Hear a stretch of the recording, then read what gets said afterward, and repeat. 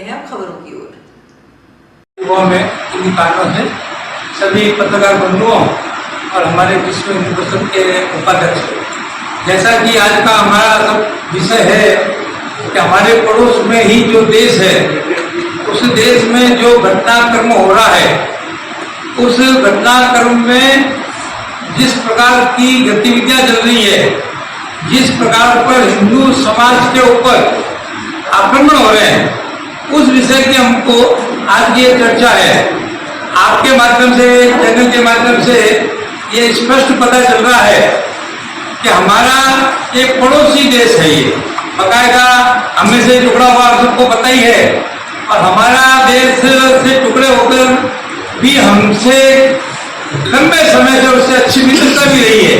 ये नहीं हमारी मित्रता नहीं थी, हमारे संबंध भी उससे बहुत अच्छे थे, किसी प्रकार का कोई झगड़ा नहीं था।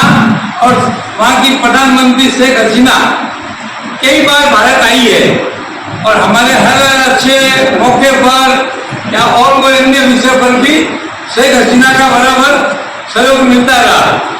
और बांग्लादेश के अंदर जिस प्रकार हिंदू समाज के ऊपर जो आक्रमण हो रहा है, ये क्यों हो रहा है इसका अभी तक कोई पता नहीं है।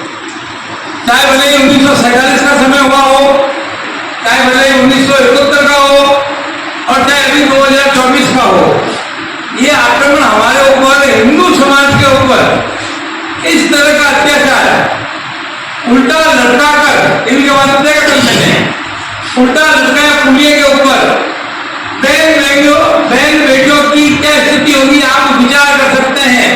उनके साथ दुराचार हो रहा है।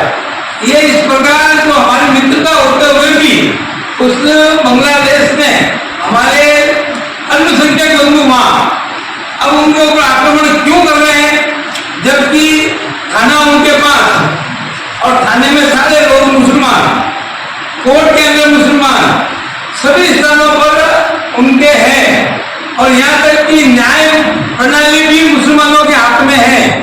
फिर भी हिंदुओं पर गुस्सा निकालना ये कहीं भी सार्थक नहीं है। और तो और लूटपाट, हिंदू समाज को चुन चुन कर लोगों को मारा जा रहा है और चुन चुन कर उनकी दुकान पर लूटपाट हो रही है। कौन कितना उठाकर ले जा सकता है, इस प्रकार का भाव वो हमारे ऊपर कर रहे हैं। वहाँ हमारे इंदिरा गांधी के संबंधित काफी कुछ इतिहास किताबें पढ़ी है, उन किताबों को भी जला रहे हैं। राहुल और राहुल के जो गैंग है वो भी कुछ नहीं बोल रहे हैं। और इसके ऊपर जो हमारा मानव अधिकार हर पल पल में जो खड़ा होता है, वो मानव अधिकार के लोग कहाँ चले गए। मानव अधिकार की बात करते हैं, पर अल्पसंख्यक हिंदू बांग्लादेश के अंदर जब प्रताड़ित हो रहा है तो उसके ऊपर वो कुछ नहीं बोल रहे हैं। और जो भी शांति सद्भावना की जो बातें हमारे देश में करते हैं, थोड़ी सी बात पर खड़े हो जाते हैं, अत्याचार के ऊपर खड़े हो जाते हैं, वो आज बांग्लादेश के विषय पर क्यों नहीं बोल पाते हैं, वो चुप क्यों है। इन कई सारी बातों का जो भाईचारा करते हैं, पर वहां भाईचारा नहीं है, खूब सारा। और तो और हमास में क्या हो रहा है, फिलिस्तीन में क्या हो रहा है, वहां के झंडे लेके खड़े हो जाएंगे, फिलिस्तीन की जय बोल देंगे, हमारे लोकतंत्र का जो सबसे संसद भवन है उसमें बोल देंगे, पर बांग्लादेश के ऊपर बोलने को वो लोग तैयार नहीं है। इस प्रकार की जो मानसिकता के लोग जो बैठे हैं और जिनके कारण हम सब दुखी हैं, हिंदू समाज वहां का दुखी है। हम वहां जाकर कुछ कर नहीं सकते क्योंकि विदेश का मामला है, यहाँ होते तो हम सहायता पहुंचा सकते, पर वहां की सरकार को तुरंत एक्शन लेना चाहिए। और हमारी भी सरकार को जो दिल्ली में बैठी है उसको भी अपने ऊपर विचार करके उन प्रदर्शनकारियों के ऊपर या उसकी सरकार के ऊपर या उनकी सेना के ऊपर जो कुछ कहना है वो तुरंत कहना चाहिए। 21,000 पुस्तकों से भरे इंदिरा गांधी कल्चरल सेंटर को भी उन्होंने नष्ट किया।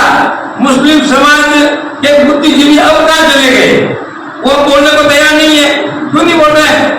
और तो और हमारे वहां की जो प्रधानमंत्री जो शेख हसीना यहाँ कई बार रही है, अगर कोई कल्पना कीजिए, अगर सेना की सहायता से भारत की बॉर्डर के अंदर नहीं लेते तो क्या होता, बहुत कुछ उस महिला के साथ क्या होता एक विचार में विषय है।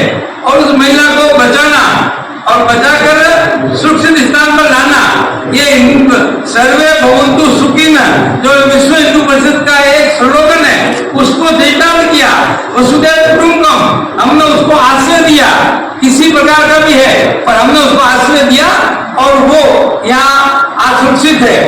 और वहाँ की जनता, वहाँ के कट्टरपंथी लोग, वहाँ के कट्टरपंथी लोगों की सीमाएं पार हुई, उनके अंग वस्त्र बड़े प्रेम से लटका कर वीडियो रील करके, वीडियो शूटिंग करके उसको पूरे देश भर में वायरल कर रहे हैं। और सीता के जो घर है, घर के अंदर बहुत कुछ हुआ है, लूटपाट हुई है, जिंदगी में कभी जैसे लग रहा है इन्होंने पहली बार ऐसा कोई देखा। वहां के बता मुर्गे इत्यादि सब प्रकार की चीज लेकर वो निकल रहे वहां से। तो पुलिस प्रशासन में मुसलमानों का है, सब कुछ वहां है, फिर भी हिंदू समाज को टारगेट करना इसका कोई औचित्य नहीं है। चाहे कोई समय आया हो, 71 हो, 47 हो, आज 24 है, तो इस प्रकार के हमारे ऊपर मामला क्या है सबको पता है। मामला वहां के आरक्षण का है, उससे हमारा कोई लेन देन नहीं है।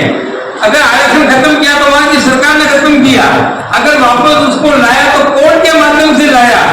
उस सारे विवाद में हिंदू कहाँ है? फिर भी हिंदू समाज के ऊपर इस प्रकार का जो आक्रमण कर रहे हैं, हिंदू समाज को एक कितने कोई जमाने में 30% थे, फिर 20 हुए, आज 8% है, फिर भी 8% को भी उनको हजम नहीं हो रही है। तो इस प्रकार जो ये देश भर में हमारा पड़ोसी देश का जो अराजकता फैल रही है, उस